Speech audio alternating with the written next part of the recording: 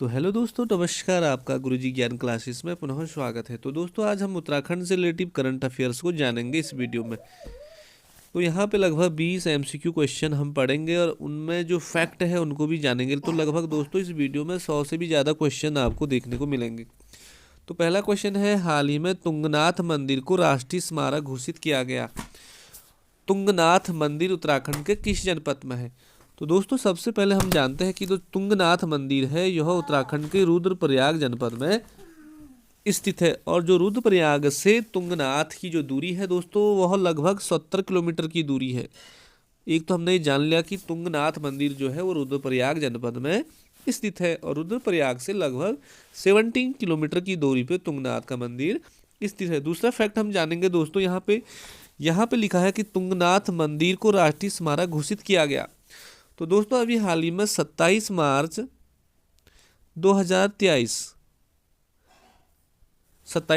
2023 को अभी जो तुंगनाथ मंदिर है इसको राष्ट्रीय महत्व स्मारक केंद्र सरकार ने घोषित कर दिया। तो 27 मार्च 2023 को। अब तीसरा फैक्ट जानेंगे हम दोस्तों कि जो उत्तराखंड के जो 5 केदार हैं, 5 केदारों में जो तुंगनाथ मंदिर है इसको तृतीय केदार के रूप में माना जाता है, तृतीय केदार। और जो हम तुंगनाथ मंदिर की जो समुद्र तल से जो ऊंचाई है तो दोस्तों यह लगभग 3640 मीटर समुद्र तल से तुंगनाथ मंदिर की क्या है, ऊंचाई है। यदि मीटर में पूछेगा तो 3640, चुप रहो, और यदि फिट में पूछेगा दोस्तों तो ये हो जाएगा 12,800 फीट। तो 12,800 फीट क्या है इसकी समुद्र तल से ऊंचाई है। अभी मुझे पढ़ने दे बेटा। तो दोस्तों अगला फैक्ट जानते हैं। यहाँ पे हम जो तुंगनाथ मंदिर है यह 8वीं शताब्दी में कतुरी शासकों ने ही इस मंदिर का निर्माण कराया था। और तो ये तुंगनाथ मंदिर से रिलेटिव हो गया है। तो बढ़ते अगले क्वेश्चन में। अगला क्वेश्चन है दोस्तों, उत्तराखंड के किस शहर में 25 से 27 मई को G20 सम्मेलन की एंटी करप्शन वर्किंग ग्रुप की दूसरी बैठक आयोजित की गई? तो दोस्तों उत्तराखंड के किस शहर में पूछ रहा है 25 से 27 मई को G20 सम्मेलन की एंटी करप्शन वर्किंग ग्रुप की बैठक आयोजित की गई? तो दोस्तों इसका जो राइट आंसर हो जाएगा ऑप्शन नंबर बी हो जाएगा, नरेंद्र नगर। तो नरेंद्र नगर जो कि टिहरी में पड़ता है, यहाँ पे 25 से 27 मई को ग्रुप 20 की सम्मेलन की दूसरी बैठक की गई। और वह बैठक किस पे संबंधित थी? एंटी करप्शन वर्किंग ग्रुप पर। और जबकि हम दोस्तों पहली जो बैठक हुई थी G20 सम्मेलन की, और इसका जो आयोजन किया गया था वो रामनगर में किया गया था, रामनगर में हुआ था। और यह 28 से 30 मार्च के बीच हुई थी, 28 से 30 मार्च के बीच हुई थी। तो बढ़ते अगले क्वेश्चन में। अगला क्वेश्चन है तीसरा, 5वीं राष्ट्रीय परिवार स्वास्थ्य सर्वेक्षण 2020-21 की रिपोर्ट के अनुसार उत्तराखंड राज्य का लिंगानुपात कितना है? यहाँ पे दोस्तों कितना है? तो दोस्तों इसका जो राइट आंसर हो जाएगा ऑप्शन नंबर बी हो जाएगा 984। 5वीं राष्ट्रीय परिवार स्वास्थ्य सर्वेक्षण रिपोर्ट के अनुसार उत्तराखंड राज्य का जो बाल लिंगानुपात है वो 984 है। और तो दोस्तों इससे पहले हम बात करें 2015-16 में जो ये उत्तराखंड राज्य का जो बाल लिंगानुपात था वो पहला वाला ऑप्शन था, इसमें 888 वाला 888 था। और 2020-21 की जो रिपोर्ट के अनुसार जो पूछ रहा है तो दोस्तों ऑप्शन नंबर बी हो जाएगा 984। और जो बाल लिंगानुपात जो निकालने का जो फॉर्मूला होता है, इसमें क्या होता है कि 1 से 5 वर्ष की आयु तक के बच्चे, 1 से 5 वर्ष की आयु तक के वर्ग बच्चे जो 1000 लड़कों के सापेक्ष में जन्म लेने वाली लड़कियों की संख्या को बाल लिंगानुपात कहते हैं। मतलब 1 से 5 वर्ष के जितने भी बच्चे हैं उसमें से 1000 लड़कों के सापेक्ष जो जन्म लेने वाली जो लड़कियों की जो संख्या होती है उसे को बाल लिंगानुपात कहते हैं।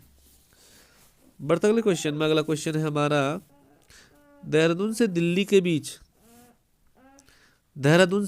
के बीच उत्तराखंड की पहली वंदे भारत ट्रेन का उद्घाटन किसने किया? वंदे भारत ट्रेन का उद्घाटन किसने किया? तो दोस्तों सीधी सी बात है, यहाँ पे विकल्प में आंसर आपका इनमें से कोई नहीं होगा, क्योंकि जो वंदे भारत ट्रेन का जो उद्घाटन किया था वो मई के महीने में, मई 2023 को दिल्ली की 5वीं तथा उत्तराखंड की पहली जो वंदे भारत आनंद विहार से देहरादून के लिए जो चली थी, इसकी जो शुरुआत, इसका तो उद्घाटन किया दोस्तों हमारे देश के प्रधानमंत्री नरेंद्र मोदी ने किया। नरेंद्र मोदी ने वर्चुअल तरीके से किया था। तो ये बढ़ता अगले क्वेश्चन में। अगला क्वेश्चन है 5वां, उत्तराखंड में प्रथम बाल विधानसभा का गठन कब किया गया? उत्तराखंड में प्रथम बाल विधानसभा का गठन कब किया गया? तो दोस्तों ऑप्शन नंबर बी राइट हो जाएगा 2014 में। 2014 में।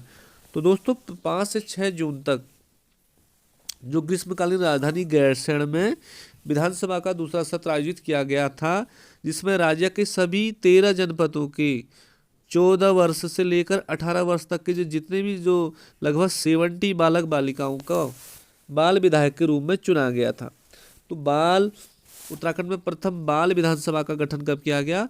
तो दोस्तों 2014 आपका इसमें राइट आंसर हो जाएगा। बढ़ते अगले क्वेश्चन में। अगला है 6वां, क्रिकेट खिलाड़ी आकाश मधवाल का संबंध है। जो क्रिकेट खिलाड़ी हैं आकाश मधवाल का संबंध कहाँ से है? तो दोस्तों ये रुड़की हरिद्वार के थे, आकाश मधवाल। तो हाल ही में जो क्रिकेट खिलाड़ी जो आकाश मधुबन थे, इन्होंने IPL 2023 में एक मैच में शानदार प्रदर्शन किया। इन्होंने 3.3 ओवर में 5 रन देकर 5 विकेट का कीर्तिमान रिकॉर्ड स्थापित किया और ये रुड़की हरिद्वार के मूल निवासी हैं। बढ़ते अगले क्वेश्चन में दोस्तों, क्वेश्चन नंबर 7, हाल ही में किन्हें 1 मई 2023 को इंडिया स्टार आइकॉन अवार्ड शिक्षण और विभिन्न विश्व रिकॉर्ड के क्षेत्र में सराहनीय उपलब्धियों के लिए प्रदान किया गया? 1 मई 2023 को। तो दोस्तों इनमें से जो राइट आंसर है option number D, Harimohan Singh Aithani को। हरिमोहन सिंह ऐठानी को। बढ़ते अगले क्वेश्चन में। अगला क्वेश्चन है 8वां, उत्तराखंड राज्य में कौशल उन्नयन रोजगार योजना कब लॉन्च की गई? तो दोस्तों इसमें जो राइट आंसर है ऑप्शन नंबर बी, 3 मई 2023 को उत्तराखंड राज्य में कौशल उन्नयन रोजगार योजना लॉन्च की गई। अगला क्वेश्चन है दोस्तों 19वां, उत्तराखंड में धार्मिक स्थानों पर किसी भी हुड़दंग, नशा अथवा गंदगी करने वालों के विरुद्ध किस ऑपरेशन की शुरुआत की गई? तो दोस्तों इसमें जो राइट आंसर होगा ऑप्शन नंबर सी, ऑपरेशन मर्यादा के तहत ये पुलिस ने चलाया ऑपरेशन। और इसमें कहा गया है कि जो गंगा घाटों पर रोजाना होने वाली जो असामाजिक गतिविधियों को रोकने के लिए ऑपरेशन मर्यादा की शुरुआत की गई और गंगा घाटों में सर्वप्रथम 10 पुलिसकर्मियों की तैनाती की गई है। तो हुड़दंग हो गया, नशा और गंदगी करने वालों के विरुद्ध सख्त कानूनी कार्रवाई की जाएगी। बढ़ते अगले क्वेश्चन में। अगला है, हाल ही में किन्हें सुंदरलाल बहुगुणा की द्वितीय पूर्ण स्मृति पर 21 मई को हिमालय प्रहरी सम्मान 2023 से नवाजा गया? तो हाल ही में किन्हें सुंदरलाल बहुगुणा की द्वितीय पूर्ण स्मृति पर 21 मई को हिमालय प्रहरी सम्मान 2023 से नवाजा गया? तो दोस्तों इसका राइट आंसर हो जाएगा बी, विजय जड़धारी को। विजय जड़धारी को 21 मई को हिमालय प्रहरी सम्मान से नवाजा गया। अगला क्वेश्चन है, 5 जून को उत्तराखंड के किन गांवों को स्वच्छता और हरित श्रेणी में राष्ट्रीय पंचायत पुरस्कार 2023 से सम्मानित किया गया? तो कौन से गांव थे वो? तो दोस्तों इसका ऑप्शन नंबर पहला हो जाएगा जड़धार और चोपड़ियाल गांव। चोपड़ियाल गांव, जड़धार और चोपड़ियाल गांव को राष्ट्रीय पंचायत पुरस्कार 2023 से सम्मानित किया गया। बढ़ते अगले क्वेश्चन में। अगला है दोस्तों क्वेश्चन नंबर 12, उत्तराखंड के किस जनपद के 2 गांव जड़धार और चोपड़ियाल गांव को स्वच्छता और हरित श्रेणी में राष्ट्रीय पंचायतन पुरस्कार 2023 से सम्मानित किया गया? तो दोस्तों ये गांव है टिहरी जनपद के। ये दोनों गांव जड़धार और चोपड़ियाल जो गांव है ये टिहरी जनपद में पढ़ते हैं और इन्हें 2023 में राष्ट्रीय पंचायतन पुरस्कार 2023 से सम्मानित। मई 2023 में श्री अन्न महोत्सव का आयोजन उत्तराखंड के किस जनपद में किया गया? तो दोस्तों 2023 में अन्न महोत्सव का आयोजन किया गया उत्तराखंड में। ऑप्शन नंबर बी, देहरादून जिले में। देहरादून जिले में। बढ़ते अगले क्वेश्चन में, क्वेश्चन नंबर 14। इसमें लिखा है स्टेट मिलेट मिशन की प्रभावी बनाने हेतु उत्तराखंड सरकार द्वारा बजट में कितनी धनराशि का प्रावधान किया गया है। स्टेट मिलेट मिशन के प्रभावी बनाने हेतु उत्तराखंड सरकार द्वारा जो बजट राशि का जो प्रावधान किया गया, तो दोस्तों लगभग 73 करोड़ रुपये का प्रावधान किया गया है। अगला क्वेश्चन है 15वां। यहाँ पे लिखा है देहरादून के हाथी बड़कला हो गए में आयोजित श्री अन्न महोत्सव में मुख्य अतिथि कौन कौन रहे। तो दोस्तों उस समय नरेंद्र सिंह तोमर जो हैं देहरादून के हाथी बड़कला में जो अन्न महोत्सव का आयोजन किया गया उसमें मुख्य अतिथि रहे। अगला क्वेश्चन है क्वेश्चन नंबर 16। उत्तराखंड के वर्तमान राज्य कृषि मंत्री कौन है। राज्य कृषि मंत्री कौन है। तो दोस्तों गणेश जोशी जो हैं, अभी जो मसूरी से विधायक हैं, ये उत्तराखंड के वर्तमान राज्य कृषि मंत्री भी हैं। Question number 17। संयुक्त राष्ट्र संघ द्वारा किस वर्ष को मिलेट वर्ष घोषित किया गया। तो दोस्तों मिलेट वर्ष जो ये है मोटे अनाजों से रिलेटिव है, और इसमें ऑप्शन नंबर बी जो है 2023 को संयुक्त राष्ट्र संघ द्वारा मिलेट वर्ष घोषित कर दिया गया।